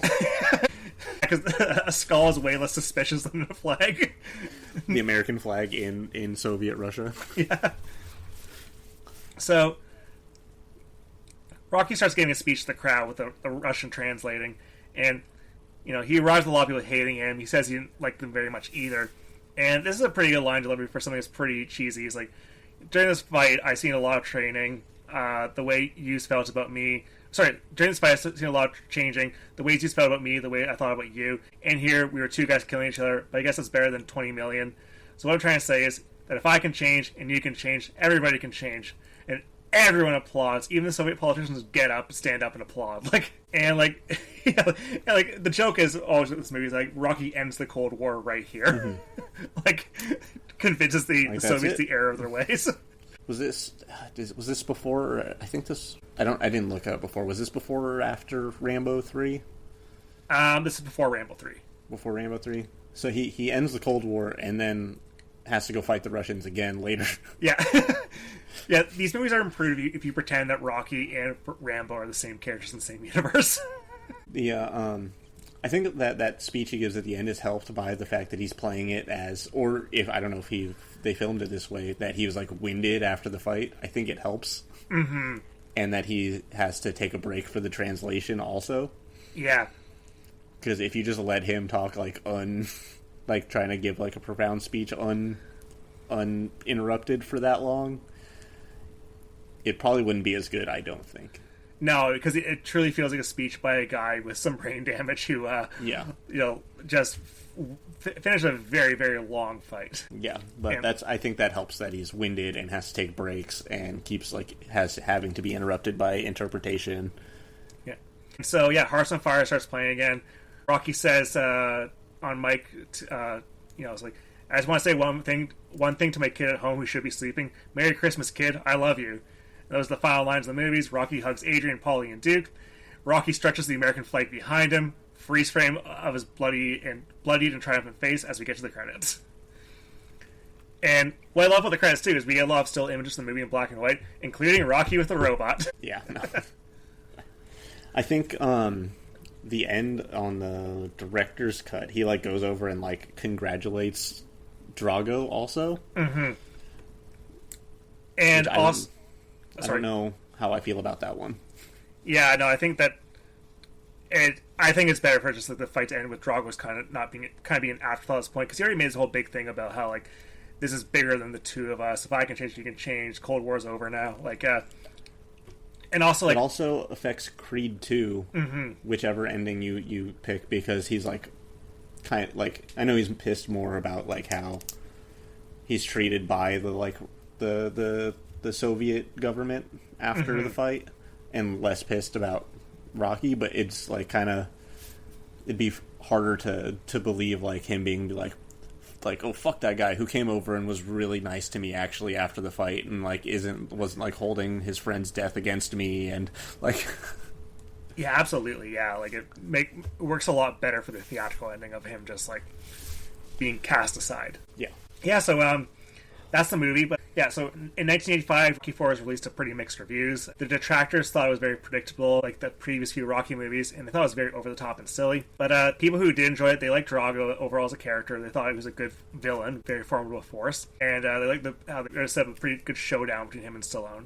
Huge box office success, so it made $300 million off of a $28 million budget, and it's the highest grossing Rocky movie still to this day. I hate the Razzies so much, but this movie was up for 9 Razzies that year at the Golden Raspberry Awards. And because this came out the same year as Rambo First Blood Part 2, there's this really a year just like, hey, let's show Sylvester Stallone as an actor ceremony. So it didn't.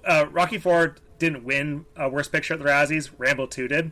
But this movie won Worst Actor for Stallone, Worst Director for Stallone, Worst Supporting Actress for Brigitte Nielsen, Worst New Started for Actor by Brigitte Nielsen, also for work for Red Sonja, and Worst Musical Score. This movie deserved none of those. This movie's good. No, it definitely doesn't. I mean, there's what else came out that year? Oh, let me take a quick look. The big one was Rambo 2, was the one that got a lot of nominations. Year of the Dragon, Fever Pitch, Revolution, Oswald 1985, King Solomon's Mines. Yeah, there's way worse movies in 1985 than Rocky 4. Yeah. But it's kind of go say that this movie even including movies I also like should have been up for, like, Invasion USA, like Movie rules. Jim Cotta, like Jim Cotta was teacher. I love Jim Cotta so much. Yeah, no, I love all these I love all these movies, but it's like they're definitely worse than like Sylvester Stallone's a better actor than what's his face with Jim Cotta. Yeah, the fact that we're saying what's his face, like yeah. I have my DVD kicking around somewhere here that I can look it up, but Kurt Thomas? I think it's Kurt Thomas. This film was not released in the Soviet Union due to its content. Yeah, obviously. Yeah. Some Soviet officials and goodwill ambassadors who saw the film, they objected to it because it's very simplistic and villainous treatment of Russia. Thought it was very cartoonish, like it was very like, this is what you Americans see of our government and stuff. It's not accurate. Even like in Putin's Russia today, there's a lot of widespread dislike by Russians of Rocky IV. And how it portrayed Soviets and Russian citizens. Maxim magazine in Russia, they did a list in 2020 at the most delusional films about Russia. Rocky IV was on that list. Well, yeah, I mean, I understand. I don't think if there was like a movie made where like I was not acting in it, but I was a character and I was portrayed as like a cheating murderer, like. Yeah. I'd be like, yeah, no, let's play that in my house all the time. Yeah. I would love to see, like, the Soviet Union do an answer to Rocky IV. Do their own boxing movie of, like, a good old Soviet boy rising against the capitalist evil traitor bastards of America. I would love to see some, like, you know, the flip side of Rocky IV from the communist perspective. But, yeah, Western audiences, they have grown to kind of really enjoy the pure 1980s-ness of Rocky IV. Probably what helps too is like the 80s nostalgia is like really, really popular still to this day. So all the 80s-ness, the musical score, the synth stuff, the outfits, technology, the robot, like it kind of, you know, it's endearing in a way that might have been annoying back in the 80s. Every modern review I see with Rocky IV talks about how awesome the montages are, and people like how excessive and long they are. And like, yeah, I think that's mostly what we're coming to these movies for, is the training montages and the fights. Like, yeah, it's the best part with some, like, you know, some of Rocky's heart, just, you know, like his bleeding heart, him doing a little, like, some soft spoken, like, little speeches, like that plus the montages. That's what the Rocky franchise is all about. And because Rocky IV is a huge success, it got a sequel with Rocky V, which we talked a little bit before, how it's not nearly as good, probably the worst Rocky movie. There's also the apocryphal story, because this movie came out and like Rocky beat the Soviet Union. The only thing that Rocky could fight next would be an alien. This rumor suggests that the film Predator was initially going to be a Rocky sequel. The problem with that rumor is that Predator was already written before Rocky IV was released, so Predator was not supposed to be a Rocky sequel like this fun little urban legend suggests, but it's fun to imagine Rocky fighting an alien. Yeah, and especially because like how many of the changes in that were even like from the original like script of Predator, because the original Predator script I think was actually that it was like, wasn't it a team of aliens hunting a guy, and then like I don't know if this is also apocryphal, but in that Schwarzenegger said, hey, it should be an alien against a bunch of guys, like yeah, that might even be apocryphal, but yeah, which that suits crazy. Yeah. They did use it in Predators. Like the Adrian Brody one? Yeah, the Adrian Brody one. They used it in that for like another alien on the planet that they drop off all the humans on. Oh, okay. I haven't seen the movie in a few years, but yeah, check that one out again. Yeah, because like I'm a Predators. I don't know if it's a evangelist. Yeah. I would say I think it's one of the better Predator movies. Mm-hmm. Yeah, like I remember enjoying it. I saw it in the theater and watched it like once when Prey came out. I rewatched all the Predator movies. I remember kind of liking it, but thinking it had some issues. But no, the Predator franchise is a fun franchise. But yeah, that's Rocky 4. Rocky 4 theatrical cut and director's cut. I think we covered both pretty succinctly. Any final thoughts on Rocky 4? No, I think like I said, it's still not in my even top 3 Rocky movies. Rocky 3, Creed 1 and 2 are probably above it. Mm-hmm. Rocky Balboa is above it, but it's still just a blast. It's fun. Both versions. I think the director's cut, I think this watch I liked it more than the theatrical cut, but I think the first time I watched the director's cut, I liked the theatrical cut more. Yeah, I can see myself like mixing in revisits of the Rocky 4 director's cut when I'm rewatching the series again. Because like I thought it was a really interesting take on it. Like I think that it's this is a surprisingly dark movie if you remove a lot of the comedic elements, and by removing the comedic elements, it really shows like a lot more of Rocky's inner turmoil. I think it fits how the Rocky films, kind of the tone in the previous few movies, and how Rocky 5 and Rocky Balboa, how they function. I think that it fits a lot more with how these movies totally work, because this one's kind of a very outrageous, over-the-top movie. Which it's a little cartoony. Which I've grown to love about it. Like, I remember my initial thoughts when I first saw Rocky 4 was like, this is such a departure, it doesn't feel like a Rocky movie. But every time I revisit Rocky 4, I'm like, okay, I totally get why people love this one, because it is so ridiculous, it's so over the top, it's so wonderfully edited, it's so interestingly pieced together, all the montages. I love just how like effective all the training montages are great. The No Easy Way Out montage, him driving around the car, is just like, yeah, I want to do a full rewatch of the Rocky series again. Yeah, it's I like I said, I do that every year, just about. Mm-hmm. Obviously, still like Rocky 5 is at the bottom of the list, but it's just a good time all the way around. Even the bad ones are fun, and the bad ones, I mean, I don't like 2 that much. 2 would probably be down in near Rocky 5, but that's because I think all the others are so great. Yeah, 2 is one I really enjoy, but it is a lot like just like, let's do the first movie again, but like have him win. Yeah, basically, yeah. It's just do the same thing again. If they would have just done, I think, skip to 3, it might have been better story-wise, but it's still just like a good movie. Yeah, like I think there's something good in every single Rocky movie. Like, and those Creed movies, I think all 3 of them are great movies.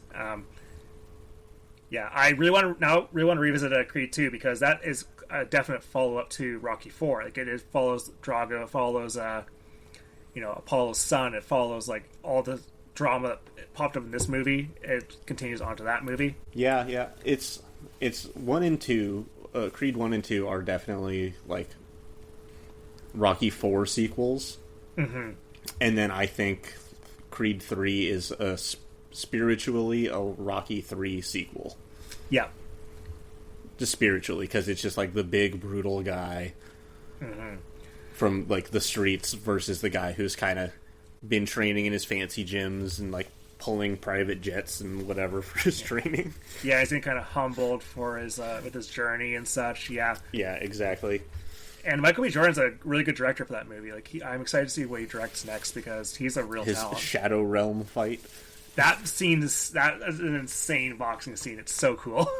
Yeah.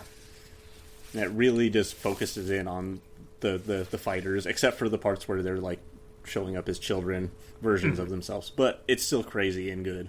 Yeah. Yeah, so I guess my final thoughts for Rocky 4 is to everyone listening to this, just go watch all the Rocky movies again, because just watch them all. It's a great franchise. They're breezy watches too. Like, if you see a marathon on TV, just watch them all. They're a blast. And watch Grudge Match. I will have to watch Grudge Match now and let you know what I think. It's like goofy. There's a scene where they're hired to be in like a whatever the boxing video game is that year that the movie came out, and you have Stallone and De Niro in like the green like motion tracking suit with the little ping pong balls all over it. It's crazy. Oh, that's awesome. All right, I got you. Cool J's in it. He's great. So sweet. Yeah, so, thank you so much, Matthew, for joining me. Yeah, of course. Yeah, so, anything you want to plug at all? If you're on the Action Boys Discord, I'm there also. I'm Cole Trickle there. I'm not really on much social media except that and the Heavy Workout app, where I'm also Cole Trickle on the Heavy Workout app. All right, and follow me there, I guess. And can you like compare stats and stuff? Is that how it works? Yeah, you can just like see each other's workouts, compare who's like got the like heavier leg extensions or something. Nice. That's a cool idea for an app. I think I've seen you post like photos of how it works and stuff of like what it looks like. So, but again, thank you so much for joining me. People can follow me on Twitter, Blue Sky, and Letterboxd at bwishart. You can also follow MoviePod on Twitter, Blue Sky, and YouTube. I'm also on Letterboxd. I forgot about that one. It's just my regular first and last name, Matthew Moynahan. All right, I'll post that in the show description as well. So next week's episode. So last week I said I was not going to do Die Hard at all this month because too obvious to do a Christmas movie. It's going to be an inevitable movie. Going to cover Die Hard at some point. So I'm not doing Die Hard next week, but I am doing Die Hard 2. So I'm going to be joined by the host of the Sick Flicks podcast. I'm going to be joined by Mike Klassen and Dalton Pike, and we'll be discussing Rennie Harlin's Die Hard 2, Die Harder. Any thoughts on Die Hard 2, Matt? It is maybe my number 3 or 4 Die Hard movie, because I like 1 and 3 the most. My thoughts exactly. Yeah, I think it's number 3 for me as well. But it's a fun movie. Yeah, no, it's funny. It's silly. It's in an airport. Like, sure, why not? Yeah, so, next week when I'll be talking Die Hard 2. Until next week, thank you for listening and take care.